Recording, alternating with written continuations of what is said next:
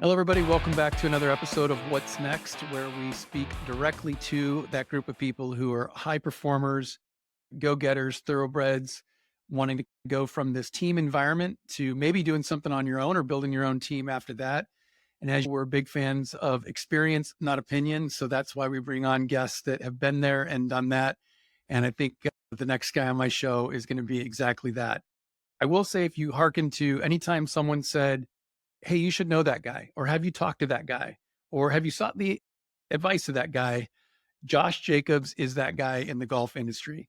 Starting at playing golf at Emory University to being named 40 under 40 in Sports Illustrated and Golf Magazine's group when I can't believe that was back in 2010. So you had to have been like 6 at the time.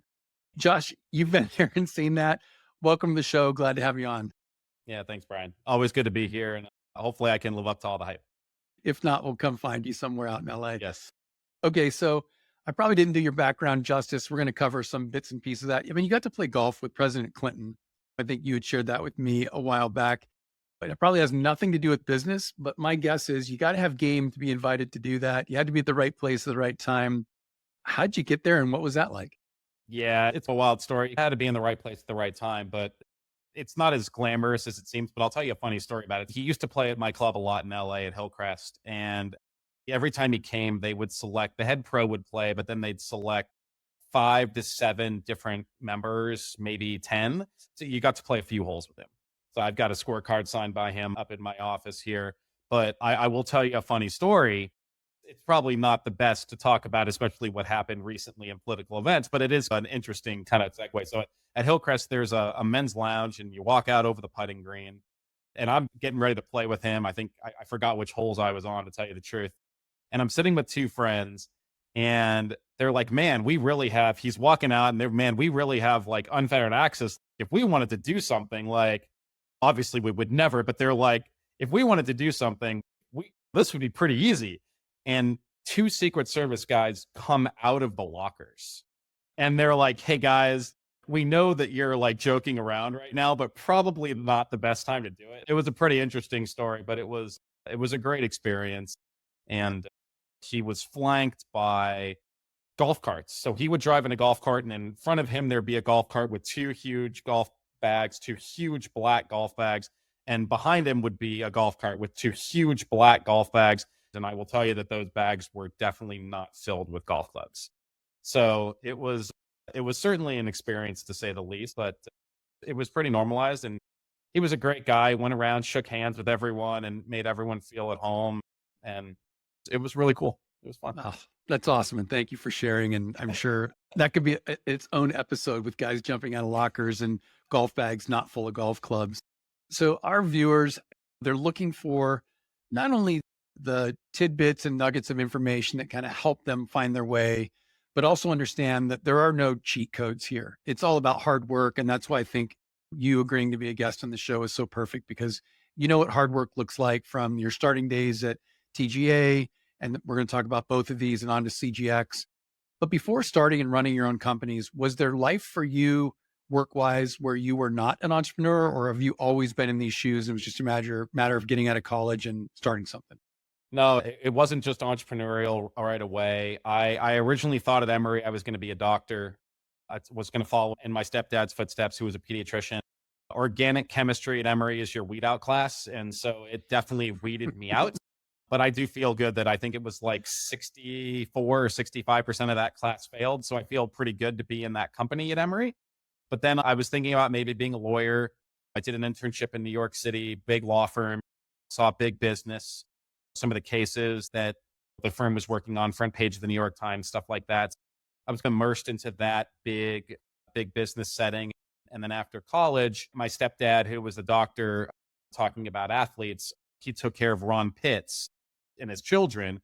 Ron Pitts is a former football player, a football announcer, and I got the chance to become an intern at Fox Sports. And so I was at Fox Sports, which happened to be just across the street from my home club. So it was quite the life after Emory, where I would basically wake up at 8 o'clock. I would go and hit balls and work on my game and have lunch, and then go straight across the street and work until midnight. So it was really a great time. But I learned a lot about corporate life there and being a part of a big business. And that's actually one of the reasons why I went into entrepreneurialism is that I realized very quickly that I couldn't control my own destiny.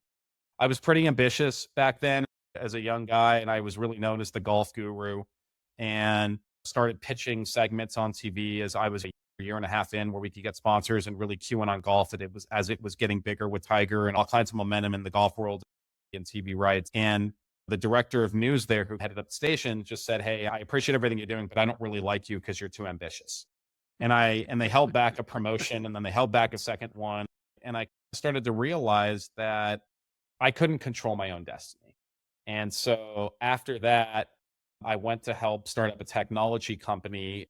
It was a screen technology, like an OEM screen technology that you put into TVs and used with projectors, and it could be curved and it was lighter than anything else out there. My cousin was working on it. So I went there for a couple of years, didn't really learn, to be honest, a whole bunch. I think looking back on it, I think the CEO and the C-level people there, I think that they really knew technology, but not really business. And so I wasn't furthering my career by being there. I ended up getting hired away by a company in New Jersey, just outside of New York. I lived in Hoboken by a company, an audio, video, and lighting company. They built a lot of the nightclubs inside New York City and did the Foot Locker installations. It was pretty cool. Even though I really didn't have a passion for that business, I had a CEO, Jason Friedman, who I really respected and learned a lot from as a businessman. Unfortunately for me, I'm very close with my family, and I watched 9/11, saw it happen, and realized that I wanted to be home with near my immediate family back in Los Angeles. And so that's when my entrepreneurial journey came about because I was trying to figure out what to do with my life. And I played basketball and golf growing up. And so I looked for a basketball job and started coaching basketball. But while doing that, really spawned the idea of TGA. And that was what started out as an overnight golf camp where kids could travel around. And I learned very quickly about myself that I was very young. I was 25, 26. And I realized very quickly when the business didn't do great to start that I didn't know everything. And I think that's really important to know that and identify that you don't know what you don't know. And so I started seeing patterns that, oh, great concept, but maybe the wrong place at the wrong time. And that's when I got lucky in my entrepreneurial journey. My stepmom was looking at after school programs for my little sister, and she was at a school in LA, and she's there's no golf. There's no after school golf programs. And I was like, huh, that's interesting because there was every other sport under the sun. And she said, what do you think about starting a golf program at a school? I said, it could be interesting. And so I went to the school because my stepmom was the head of the PTA at the time. And I said, yeah, if you want to try that, let's do that. Then we were in 6 schools and then 20, then 30, then 50. And we were doing camps and parent child events. And then the entrepreneurial journey for me, Brian, obviously you've been very successful yourself, but the entrepreneurial journey for me really took light and the light bulb went off when people around the country started asking what we were doing and saying, hey, I'd like to know how to do that, or can I do it with you? Or we had this business that was generating, I think we were generating about three or $400,000 of revenue. So nothing big, but after a couple of years, nothing small. And especially in the golf world, just launching a concept. Let me So pause right there. I'm going to yeah, hold you for a second because we're going to go from TGA over to CGX. yeah. I take notes. I think everybody, or not like everybody, I take notes because I'm as much learning through this as I am, let's say, hosting a show. But I think it's important to note, I like to drop the takeaways, which is you were willing to keep trying things until you found a fit. Everything from thinking about maybe being a doctor. Okay, you got weeded out, didn't like that. Went on to your next, got opportunity at Fox. I heard you say, I love that. And most people would say getting up early, being here, then going to work till midnight. I don't know how you love it, but when you find something you love to do. So really finding that passion. You discovered stuff about yourself, right? Which I think at a young age, that's not always easy to do because our ego isn't telling us that. Society's not telling us that. It's feeding it to us. So I think a takeaway there is be mindful of actually who you are and what you may want to do and start looking around. And that's what you did with TGX, which is, I don't know, it felt like there could be some possibility here. And then you started to see the growth. So I think it's important to note that number one, this just didn't fall in your lap. You were not trained how to go build a business guy. You're just willing to go work and do the hard stuff. And then Honestly, being at the right place at the right time helps, but you also had to be working hard to do that. So kudos to you for making that happen. So you're starting to get some traction on the ground. You're looking out, people are giving you props around the country going, man, they probably asking, how do I do that here? So you're in LA, but I'm in Michigan. What was next for you? Was it the idea of planting a bunch of these? Was it going into the franchise model? What was the next step? Yeah, just to before I add on to that, I do want to say you're spot on. And the three things that I would advise is, first of all, always be learning, always be able to be learning from your mistakes and your successes, etc. I think that really seeing the opportunity is a huge thing in entrepreneurialism. Being able to see that opportunity and predict a few steps forward what that could mean. And then for me, it was pretty simple, right? I got to, and I hope others do it as well. And that's follow your passions. If you can be in an industry and work in a business that is passionate for you, you're going to win every time and you're going to be able to, it's not going to feel like work, even though it is. So, those three things. So, for me, going back into TGA, I had sought the counsel and advice of some mentors and some advisors that my dad was a very successful businessman. And so I was able to lean on him and say, hey, here's what's going on. Here's what we've potentially got. Who do I need to talk to about this? And then he's like, you've got a cousin who's a big M&A attorney and a licensing attorney. Why don't you go talk to him? And I did. I made that phone call. And he's like, okay, tell me what's going on and who's calling and where's your business at? And he said, this kind of sounds like a franchise. And I said, okay. And then I started following up that inclination, that advice, seeing that opportunity, and then started talking to people who had been calling us and really validating that. You talk about experience versus opinion. When you're talking to an attorney, hopefully there's some back behind it, let's Yeah. be honest. But I wanted to validate that. And because in this type of situation, you really have two ways to grow. And we've talked about this in the past, right? You can grow with a franchising model. You can grow by hiring people around the country. And I wasn't afforded. I had bootstrapped the whole thing. I still owned 100% of it and never really took a lot of investment for it. And so obviously, if you're going to go hire employees all across the country, that's a significant capital intake that you would have to have. And so franchising seemed like the logical way for us to go. There was less capital that you had to deploy for that. And I think we had really perfected isn't the right word, but we had really streamlined our operations and saw the opportunity to go there. And that move to franchising not only supported me in TGA, but also in this new venture with CGX, with college golf experience, to really understand how to duplicate, replicate, and continue that quality across the board with everything that you're doing. It's an awesome transition. I'm a big fan of keep it simple. What I heard you say there is I sought the advice of people who had been there and done that. Thankfully, you had some that were very close to you. Awesome. And I do know that about you as a person, your ability to be open and vulnerable and say, "Hey, I just don't know, or help me understand this." Also, it's not one point of reference, right? I think you could seek the counsel of one person, but getting counsel from many gives you a chance to check that out, which was great. Follow your passion. You said that. And I think something you said earlier that's going to lead us into college golf experience is controlling your destiny. So I know that as you've taken this experience and you and I talked about this, you got to get your first deal done. So you had this transaction. You could easily went away to Catalina Island and retired there and lived happily ever after with Mai Tais. But you decide, all right, that's Catalina. not good enough. I'm going to go do my next thing, which most serial entrepreneurs are always on to their next, thus the show, What's Next? And as you look into saying, okay, I want to control my destiny, I already had validation that doing these camp environment opportunities were real. And now we're moving from younger kids and families into kids who are really getting ready to make that step that you made back in Emory, which is going from high school. Where in the world, if anything, do I fit to play this college game? And then how do you build a business around that? So college golf experience, maybe give us a, quick 15, 30-second of what is it? And then how did you get the idea of, I think this is going to be a business? Yeah, so I'll try to do it in 34 seconds. I was in junior golf. I played college golf, so I was very familiar with the golf world and being in junior golf with TGA. So there's three segments, I believe, in every single developmental model in every sport. There's introductory, recreational, and competitive. So I lived primarily in an introductory and recreational, but where my experience was and a lot of where my contacts were more in the competitive space. And so for me, you talk about learning, you talk about experiences in entrepreneurialism. I feel as though everything that I did with TGA, all the connections that I made, the boards that I sat on, really gave me this opportunity to take what I learned at TGA and morph it into CGX, getting into that competitive Hmm. level.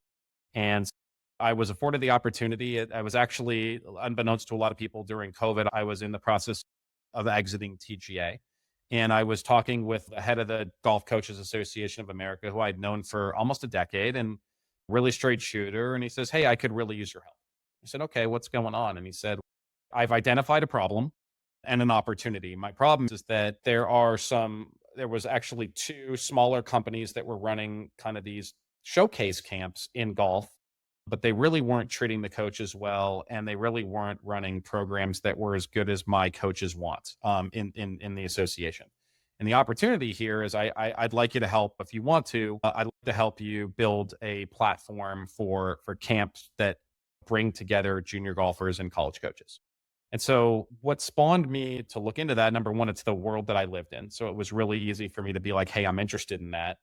But then also, when I did the research, I found that most importantly for me, there's validation of concept. And I found that these camps, these showcase camps, ID camps, position camps, et cetera, they exist in every other sport, but nobody really looked at high level junior golf who want to go to college golf, competitive junior golfers, and how that can integrate into the recruiting process to help kind of players and parents. I also realized very quickly that there was a lack of education for players and parents on college golf. What is it all about? What's the recruiting process? How to find your fit? And there wasn't an opportunity to hear it directly from the horse's mouth. So you talk about entrepreneurialism, you got to listen to what the opportunity is, but you got to see two or three steps ahead. I think that's one of the things that I'm good at. There's a lot of things that I'm not good at, but seeing that vision. And they always say in business that if companies know what you need before you need it, before you realize you need it, then you're onto something. And I Yep. feel like that's what we were at with CGX, and it's starting to permeate now and to become a little bit more mainstream. And that's how it spawned. That was not 34 seconds, but hopefully that was No, some good it's information. good. So my job's to listen to what you're doing and maybe give some of the drop some of the value bombs, if you will. I think you said a couple things there. One is experience. You already had experience in it, so you leveraging that and going forward certainly gave you a leg up. There aren't really cheat codes here, but that certainly could be one that you earned. And I say that whether you're coming from a professional sports environment or high performer at a investment firm or law firm or wherever else it is that you're working, we often say don't go buy plumbing business from somebody where you're going to be the plumber if you've never done that before. Now, if you're buying 15 plumbing businesses and your superpower is to organize and build high performing teams, that could be something totally different. But make Absolutely. sure that you can leverage your previous experience going forward. And we like to say from the locker room to the boardroom to your room. And as you build your room, which is your business, you've been able to do that. And I think you'd say, can I see a couple of steps ahead? It's pretty hard to have x-ray vision unless you've seen it in the past. So I think you're on to the right path here. I've seen that before. I'm getting validation. I'm going to transition here a little bit, but I think it's related, especially at CGX. So you had a passion for helping families. So you said, look, sure, I could just put on a camp that exposes kids to future college coaches. I could treat them crappy. I could host an event. There's probably a business there, but you wanted the families to be treated right, the players to be treated right. And just as importantly, if not more, was the college coaches that they'd not only be treated right, but they'd be put in this environment. So I think you saw the opportunity, you fit all of those things. And lo and behold, there actually is a business. You're a market leader in that today. So as you think about that, that to me screams partnership with your customer, partnership with your end user, partnership with your buyer. Because in your case, the kids and the parents are two different sets of customers. One wants to be there, the other one's paying for them to be there. And then you've got to sell your coaches on coming and then delivering a product. And then you add this other element. You just signed a couple of big deals with some really large brands. Now you have partners coming into this whole thing that want to be in it. How do you look at from a startup position, right? Because CGX really is still in startup mode, even though you guys are generating cash, you're doing that thing. How do you look at partnerships as a way to grow your business? Not just financially, but how do you look at those and say, I'm seeking them because they do what? Yeah, I think partnerships in general, you shake a hand and you hope that 1 + 1 for me equals 3, 4, or 5. And what I try to look for in a partnership and what we found with this company is they always say that the strongest shape you can have is a triangle, and there's three sides there. So what I like to do is look for partnerships where there are three aspects to that partnership. And for me, when you talk about CGX, we're an education company. And the best part about what we do is, yes, 100%, you have these parents who are paying for it, paying for this, for the experience, and you have players that are experiencing it. But you really have a triangle effect in terms of education. And that's really the basis for our business, in that you're educating that. So the parents aren't just paying for it, by the way, and they're not attending the event. All of the parents attend our events because there's education for them on college golf and the recruiting process. And in the world of golf, the parents have not been allowed to be the hero in their kids' journey. And so giving them information and education from the college coaches to be able to help them guide their kids to find their fit in college golf, what tournaments to play in, all of that stuff is incredibly valuable. So there's education for the parents in that respect. There's education for the kids in, hey, what is college golf all about? I'm going to give you that experience. I'm going to educate you on these coaches and how to gain access to them and what it's like to take that next level. But then there's that third piece that's, hey, I'm also educating the coaches on these kids. And there's potential recruiting opportunities there. That's not the focal point of the camp, but this is a byproduct of what we do in every showcase camp, ID camp, and position camp that's out there in every other sport. So making that triangle effect for me is incredibly valuable. And that is the same thing for every partnership that we do, whether it's an association in the golf world, a junior tour, a ranking system. You're really looking for that triangle effect.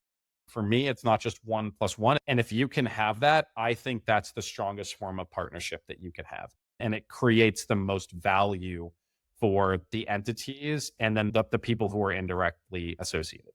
Yeah, I think that's a great visual, right? So I think for anybody who's either already started a business, maybe you have one that's 10 years old, or you're just thinking about it, doing that triangle and really put your ideal customer right in the middle, right? So they're in the middle. And as Josh just said, there's three sides to that. So who are the people or the companies or the products that you can align with that would say, if it all continues to serve, in this case, that kid that's looking to learn more about who they are and what they do, but each of those sides has a benefit. So to use that example where the college coach says, sure, I'm here just maybe teaching golf, but am I also learning about my recruiting process? Am I learning about other players? Am I learning what other college coaches do? And I've had the benefit of being at your camps. There's as much information exchange between coaches. And some might say, well, that's just an odd byproduct. But knowing how you've set it up where the coaches are not sequestered individually and you can't talk to this coach, it's actually a really big family. And I think the parents do see the benefit of that, that it isn't this big, gigantic, scary place. But I think on the business side, what the takeaway here is, it's not by luck. Luck does some play a part in the things that we do. We'll talk a little bit about that later. But at the end of the day, you designed that because it was part of what you wanted that experience to have it great for the player, great for the parent, and great for the coach. I think then when you do that, it's, yeah, how do we just keep doing that better and better? So I think that aligns with what your values are. And I think that's the takeaway for the audience, which is identify your values, make sure the product and the service aligns with that. Kind of the rest starts to become not history, but it becomes in motion at that point. So you're getting through your second, call it third year of business. I think you're hitting your head on the ceiling of, we're certainly generating cash. We may not have broken through fully this cash flow positive ceiling, but most businesses hit their head on the ceiling right about now. What are you looking at to say, okay, we've got to get over this sort of steady state cash spend hump without giving away the farm of what's coming next, specifically for CGX? What are some of the things you're looking at in the business to say, either do we focus on top line growth? Do we thin out some of the expenses? Kind of what's your thinking right now to get over that hump? Yeah, I think we're in the middle of year three. I think as we look back on the last 6 to 8 months, I think that we've done a pretty good job at thinning out those expenses and thinning out what we thought we needed. Our expenses have lowered. And so I think that when you look at our business, you think about the college calendar for golf. So it's both a fall and a spring program. So the biggest time for camps, for larger camps, is November, December, and January. And so for us, we're moving into that time period, and we're going to take everything that we've learned over the past 2 years and put that into play for not only that time, but also for next summer. And so I think we're moving into a time of just top line growth and thinking about everything that we've failed on and everything that we've been successful on and replicating that across the board. I think we'll have a couple opportunities to try to do some trial and error, but I think that, like you said, it's not just luck. It's about sometimes you spend to learn and you could have those failures. And so I believe that we have really honed in on what our products are, number one, which is going to benefit us moving forward. But for us, especially in an event management company, we're an education company, but we right now with mainly events, you really have to know when and where to offer those events. And so for us, that is the biggest opportunity that we have in all the failures and all the successes over the past 2 to 3 years. That's what we're going to move towards and take that experience that we've had and to put that into action. It's interesting you say that because, I've been able to see behind the curtain with some of the work you and I have done together. And I will say, you guys as an executive team have done a really good job, especially in this last year, of saying, let's look at the data to tell us where those successes are and the learnings, right? Right. Failures, learnings, whatever we want to call them, so that we don't do them again. But rather than put your ego or personality or emotion behind, man, I really wish we were doing a camp at XYZ Ivy School or XYZ West Coast School or whatever it might be. You and your team have looked at the data and said, maybe there's some pockets that are just truly underserved in the country where we have our biggest wins. And if the math is telling us to go there, let's double down. And I think that's been a really nice move for you guys to say, let's stop just going where we think we should go and let's go where the data that comes with time. You got to accumulate some data. But I think you guys have done a really good job to say, man, when we just run the numbers, look, you're not going to win by cutting. Like you've had to thin out to get steady state. But I think any business owner will tell you the way to success is not by trimming, right? You right size and then you got to look at that top line and you do that through the data. So you guys have done a really good job of that. Thanks. Yeah.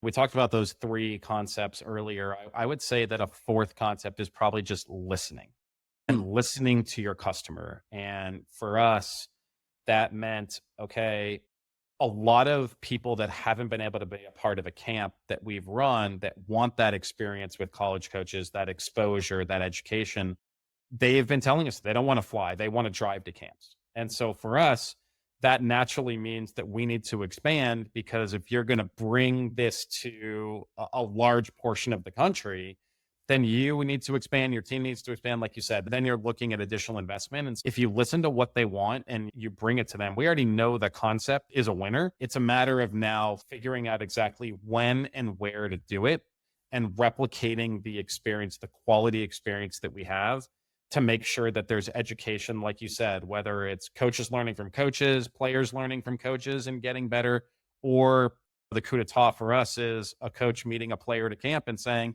that's who I want on my team. And I'm going to continue to follow them and watch them, or hey, they're of age where I can speak to them and I want to make them an offer. So I think that there's so many benefits that it's almost hard to streamline the marketing strategy, but that's another story. Yeah, no, that'll be another episode because I think I've already twisted your arm to say, come back, please, because I knew, much like we're going to see comments and suggestions here, this is the stuff that people want to hear and listen to. And I think it'd be a great episode to do. Okay, now that you've got some of that, how do you refine the marketing, which is the most expensive part other than our staff of what we do? And how do we lower that cost of acquisition? So Yep. that is a place that we can optimize. But if you listen to the market, you got a feedback loop going on. I will say you've also done a really good job. And again, this is an awesome learning, right? So if you are not doing this in your business, I'm going to call them your employees, the coaches and your staff. But when they're at camp, I know for sure they're asking a lot of questions. They're not just out standing on a box up on stage doing their thing. They're asking parents, what would you like more of? Hey, we're getting ready to dip into a session here where you're going to get to ask us as a panel of college coaches, what's it like for my kid to go off on their own? And but those coaches are asking a lot of questions when they get there. They're not opening up their script and reading a bunch of bullshit. They're actually listening to what people have to say. And I'll tell you, for the really successful small to medium sized businesses, and I'm sure this happens all the way up to the Fortune 500s, but when you and your people are on the ground, on the floor, in your business, in your chat rooms, wherever those things are, and you've got your customers, ask them questions. My guess is they love to give you that feedback. And as Josh just shared, that feedback helps shape the next generation. And I won't give away any of your secret sauce here, but I know some of the things that are to come with CGX, which are going to include so much stuff on the content side that not everybody can come to camp. Not everybody lives here, or I know you've got global expansion ideas. There are plenty of people on the planet that just might not be able to make it that still want to know, what did those college coaches say in that symposium or that talk track? And I know you've got some of that coming because you've listened to what they wanted. So as we get ready to wrap here, I'd say maybe not camp specific, but just business agnostic. What do you to say to other founders or people that are thinking about going on this entrepreneurial track? What do you say to them to say, hey, here's one or two things that I'd be thinking about or doing kind of as I'm looking at this journey, or if you're already on it, what to think about? Yeah. So if you're not doing it yet, we touched upon it a little bit earlier. I think number one is you got to follow your passion. And number two, Brian, I think you said it really succinctly. I think if you can be in an industry where you have a little bit of a head start, where you've already been in it, or a bunch of people in it who can help guide you and advise you, people naturally want to support you and what you're doing, especially when it comes to visions. And if it's a passion of yours, they're going to see that, they're going to feel it. So I would tend to gravitate towards that. And if you're in the middle of it, it's, I love what you just said, Brian, about listening to your customer and getting that feedback because they're going to guide you. They're going to guide you into ways whether you either need to retract some things or expand some things. And listening to that customer and getting that feedback is so key in your entrepreneurial journey. And then I guess for me, it's you're going to struggle.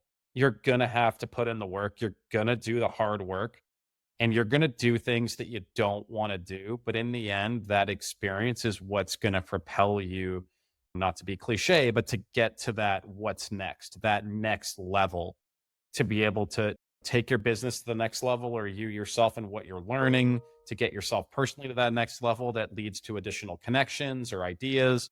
So for me, that would be my advice because at every level of a business, or even if you're not in a business, every level that you can level up is crucial to your success and how you feel about what you're doing. So my two Well, cents. you're walking the walk and talking the talk, which I think is, just as a friend, I love and admire. And I think if you're in our audience, you're saying, all right, good. This is a voice I can trust because your history has shown it, right? You've done that over the course of time, going back to your internship days, through your TGA days, and now to CGX and beyond. It does look like hard work, but when you're doing it for the right reasons, you're following your passion and your dream, the money does follow. I think ultimately that's part of what we're doing, but I do know you're having an effect on hundreds, if not thousands of players and families and many more to come. Multiply that 10, 50, 100 times from here on out. It's not just about getting to the top level Division I school. As you and I both know, having played college sports, it's about finding the right fit. And I know that's a big part of what you guys do at CGX. So, and with one of a few questions, and you mentioned this, which was pretty cool. So, do you believe in luck or not? Because there's some debate around that. But as you've seen it in your history, do you believe in luck or not? Yes. I think that you've got to be in the right place at the right time sometimes. And I believe that timing is everything. So I do think there's a little bit of luck, but I also believe that there are steps that you can take to ensure that there's a little bit less luck and a little bit more, yeah, I put myself in that position and I took the steps and made it so that it would work out that way. But I do think that there was a little bit of luck. Come on, we're all golfers, right? So there sometimes they say it's better to be lucky than good. And in golf, you gotta get lucky from time to time, and that just happens. So yes, I do think that there is a little bit of luck involved. Set and good drawing on golf because, yeah, your numbers are a lot lower on the scorecard than mine are, but luck does play a bit of a part. But you got to put in the hard work to at least be lucky more times than not. For the audience that's interested in what you're doing, whether that would be a parent who's got a child playing golf, what should I know? And this is not just for high schoolers, by the way. If you've got a youth playing golf, I'm telling you, you got to go check out what Josh has going just online to start. You're going to love it. Josh, where do they find you both in social, website, and then we'll get to a wrap here. Yeah. So all the business handles are just college golf and the letter X. So that would be Instagram, Twitter. That's our domain. So if anyone wants to email me, it's just Joshua on the front end, Joshua. My Twitter handle is Joshua J College Golf, CGX, Joshua J CGX. So if anyone wants to reach out to me, please feel free to. Always love to hear entrepreneurial stories. I get a lot of people who reach out to me in the golf world. If you need anything, please let me know. Doors always open. And yeah, thanks, Brian. Awesome, Thanks. brother. All that contact info along with the website will be in the show notes below.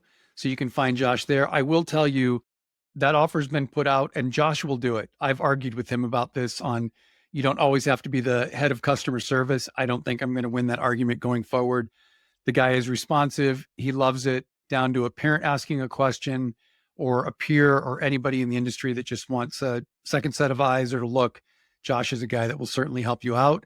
As always, we appreciate you joining us for the show. Hopefully, you've had a little bit of information that helps you on your journey. And as we always say, enjoy the ride as we take it and do your best to discover what's next. Thanks.